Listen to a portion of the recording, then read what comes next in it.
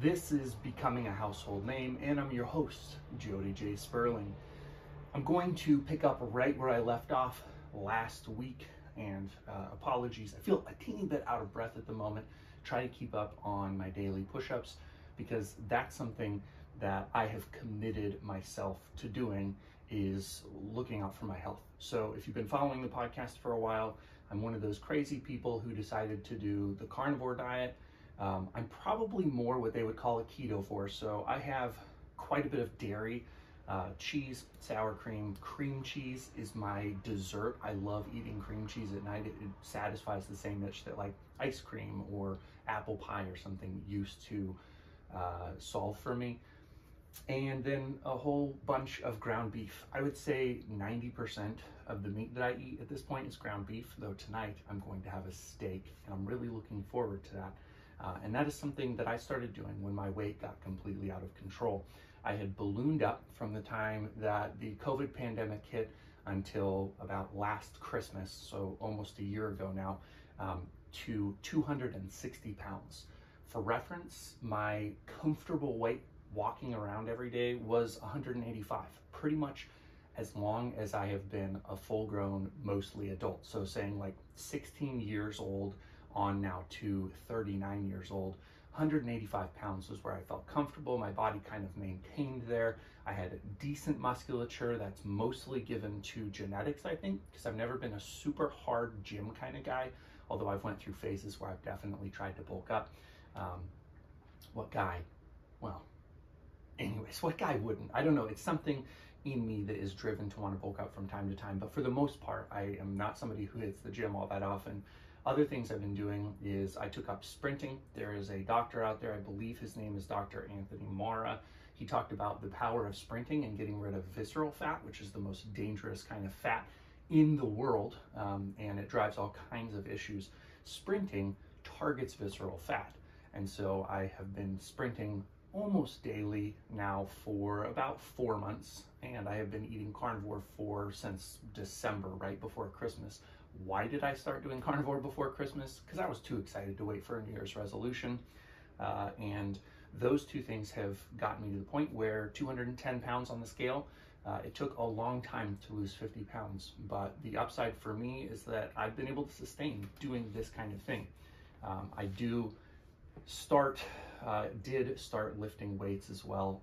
I've been really focusing on my legs to get faster at sprinting. So everything is kind of driven around those core things, and it seems to keep me in a fairly good place, along with being a carnivore, because obviously alcohol is not something that you can have when you're a carnivore. I don't drink alcohol anymore, though I do use something called kratom, if you're familiar with it.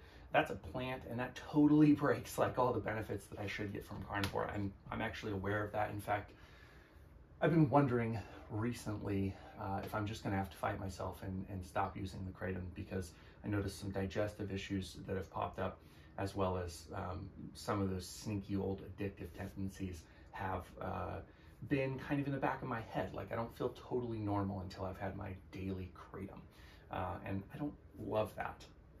It is more manageable, and I'm not driven to use it throughout the day. I always have it once, and I enjoy kind of like the cool, chilled out feel that I get.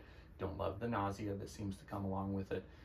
So anyways, those are the things I'm doing health-wise, but I wanted to pick up where I left off from last week, talking about the #1 focus in my life right now, and that is organic social media. And guys, I'm really excited about how this last week went. I hope that I continue to see this kind of progress, because I'm not gonna lie, it's a lot of work. Most days right now I'm spending more than 4 hours on Instagram. How am I breaking up that time, and are the results worth it? I can't tell you for sure yet if the results are worth it. I had a book sale on Amazon, which I'm not doing any kind of advertising whatsoever at all, but I had one single book sale on Amazon this past week. That is better than the 0 book sales I had the 3 previous weeks. But it's not enough to say, like, I know that what I was doing on Instagram is what drove that book sale. Some other things, though, that I have been doing, and I talked about this, so I'm not going to go into a lot of depth here. You can listen to last week's episode. But what I have been doing that has seemed to work is I am finding reels, just scrolling through the video reels on Instagram, where I think that I can take some text and apply it to it. So one that did somewhat well was a scene from Jim Carrey film where Bruce Almighty, there it is, where he opens a file cabinet and like all the prayer requests of the world come flying out of the file cabinet, and I captioned that with something about outlining the whole series. And somebody's like, I don't like to start reading series until the whole thing has been published, and I basically said, you're going to be waiting a long time, but I have it outlined. And so that one did fairly well. It sounds silly when I say it like this, but it seems like people enjoy kind of that quick hitting visual with the little text, and I've been doing a lot of different things like that. In fact, the very best one I had was one I almost didn't do, but there was a reel of a guy on a skateboard who's just like cruising down the road that is winding down a mountain. And I mean, when I saw it, I had a visceral reaction to it, because I was like, if that guy falls, he's deader than dead. I just, wow, crazy. And so I said, caption is, what people think a writer's life is like. And then I took just a tiny bit of film from me standing at my booth this week in St. Cloud, Minnesota. It was a moment where there was a real lull. I hadn't seen any customers in a while, so it's just me kind of looking around being like, where is everybody? And I said, what a writer's life is really like. And that one got just under 4,000 views at this point. It had a couple of shares. It had a heap of likes. I think it had a couple of comments. And that one did pretty well for me. So my average reel, like I talked about last week, is somewhere between 50 and 200 views. These reels have been doing a lot better for me. I'm bumping up towards seeing most of them get around 300 to 400 views. And then, like I said, one got up to just about 4,000. So that's progress in the right direction. If attention is the main currency by which we become a household name, then reels that get seen by 4,000 people is a lot better than 200. And so I'm happy with that. And I've seen some reels that have been popping a little bit more.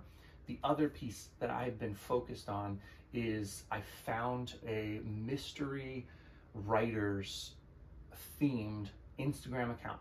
And I looked at everybody that account was following. Not the people who were following it, but everybody that account was following, because I figured they'd probably done the hard work of vetting the kinds of people that are interested in their stuff, the people who are interacting with them, and the people that they've enjoyed interacting with, because it takes a whole lot more for us to follow someone than it does for someone to follow us.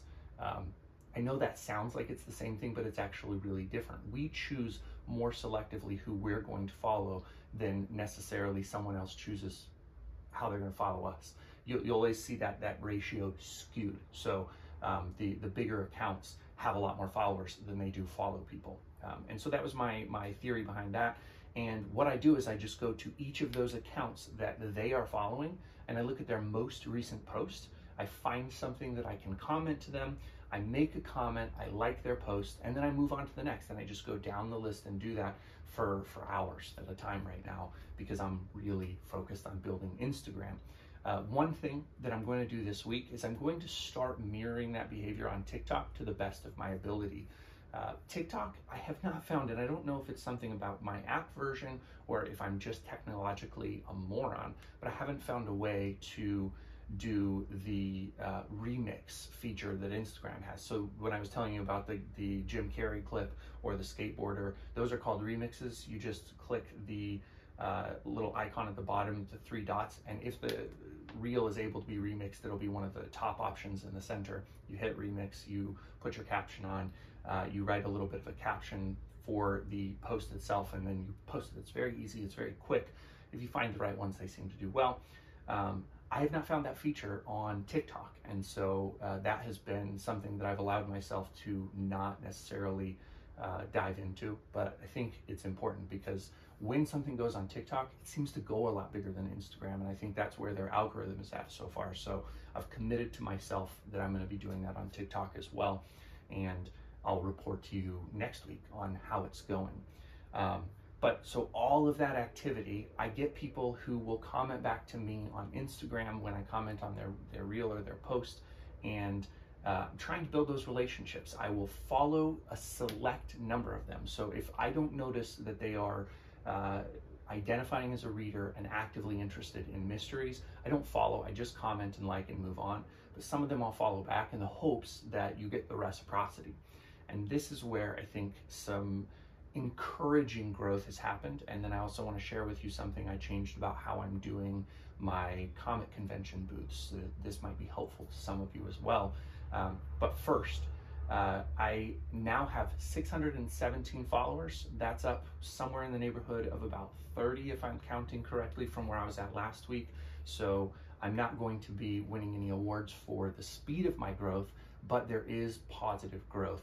And another thing to mention is the skateboarding remix reel that I did, that generated about 6 followers. So that was a fairly significant portion of the new followers that I gained. And it was something that motivated me to keep doing this, because when a reel will generate follows for you, you can grow quite quickly.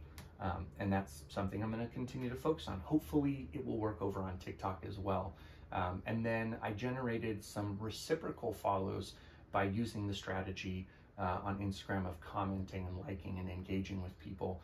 It wasn't perfect reciprocity. In fact, there's a guy who introduced me to Richard Chizmar's Chasing the Boogeyman, which, if you haven't read Chizmar before, Chasing the Boogeyman is a major 5-star read for me. It was so good. It was really, really frightening. And it felt a little bit like Truman Capote to me. It felt true, even though the book starts out telling you that this is a fiction, it's a made-up story, that there's some true details mixed in, but that it is a fiction. By the halfway to 3/4 mark, I just had somehow forgotten. I was like, oh my gosh, this is the craziest, coolest story. And then at the end of the book, when he again reiterates this was just a fiction, I don't know, I felt betrayed, but in the best possible way. It was a really great novel. The reason I mention that is because one of the guys that I commented on Instagram, he had said, that's the book you should read. We had a good back and forth, a couple of them, and I gave him a follow. He didn't follow me back. I'm hurt deep down in my soul, just deep. No, I mean, I wish he would have followed back, and maybe he will eventually, because I'm going to continue to engage with him and eventually drive that relationship. And so those are the things that have worked well for me this week. Now I want to talk about something that I did at the show this week. So St. Cloud, Minnesota, QuadCon. All of the QuadCons, well, almost all of the QuadCons take place in a shopping mall.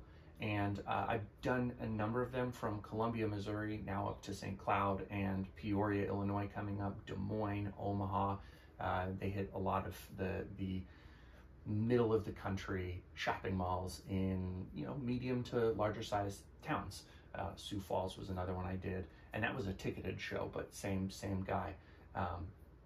So I was at QuadCon, and the first day I had really, really good sales. It was super exciting, but I didn't buy an actual table. You have an option when you do QuadCons to add a table for 20 bucks, and I have a small 4-foot table. It's really small, but I thought, you know what, I won't spend the 20. I'll just set up my little table. I don't even have enough titles that I have to have a 8 or 10-foot table. Usually I feel like I'm spread out more than I want to be. 4 feet turns out to be a little bit too small. I probably will continue to do it at QuadCons, because why not? But it is not the perfect size. It's also a little more of a squat table than I'm used to, so it's lower to the ground. But my setup was such that I had all of my titles facing both directions. I'm in a mall aisle, and traffic is coming from both directions. So there's no clear front or back of the booth. There aren't even really clear sides. People are coming from all different directions depending on where they entered the mall, where they're headed. And so I decided that I was going to have basically a circular or a wrapped around kind of a design, where there was the same titles on both sides of the table, so that people could see, no matter where they were coming from, what I had to offer. And that meant that there was not room on the outside of the table to put my flyers out.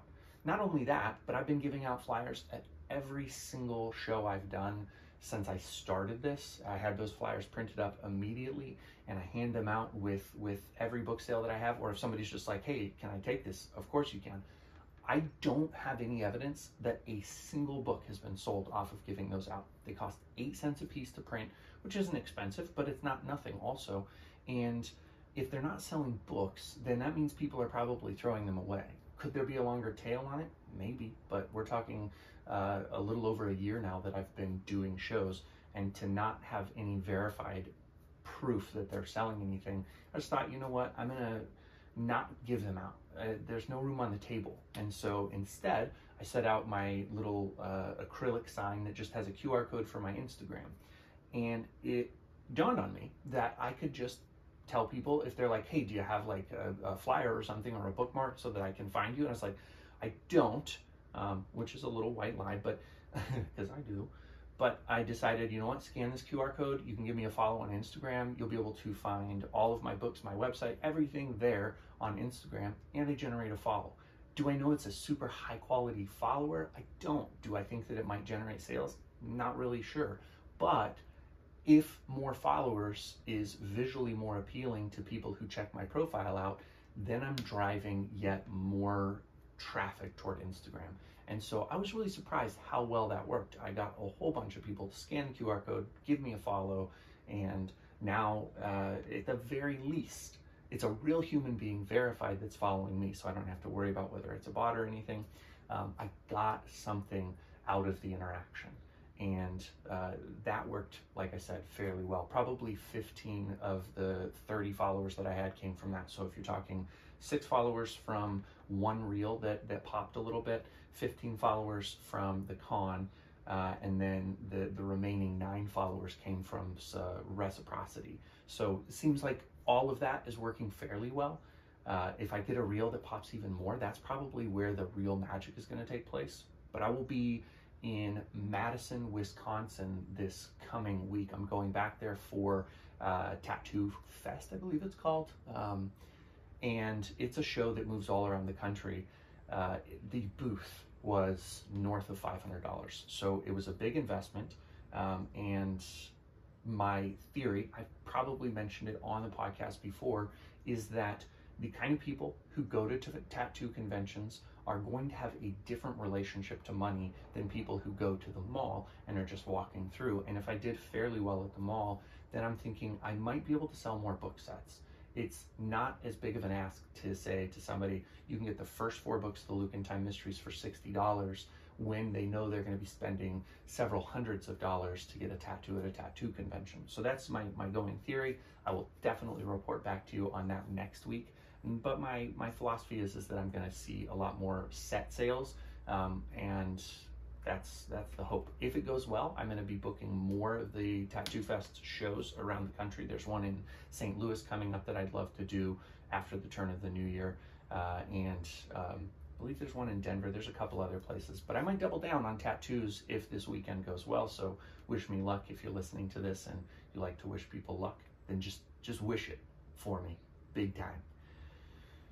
That is the update. Oh, and lastly, I will just tease something that is really exciting. I've got 2 upcoming guests that are going to be so fantastic.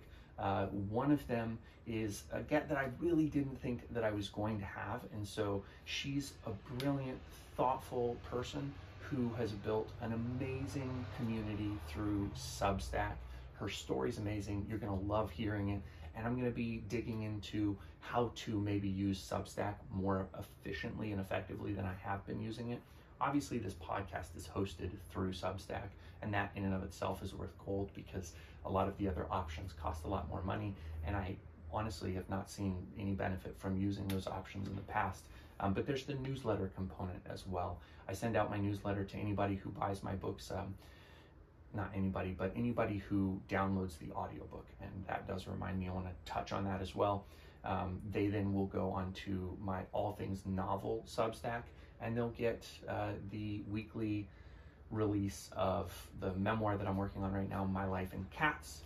And that seems to do well. I don't drive a lot of interaction on there, and that's something that I'm hoping to talk to this upcoming guest about, is what are the kind of things that you do to drive more interaction?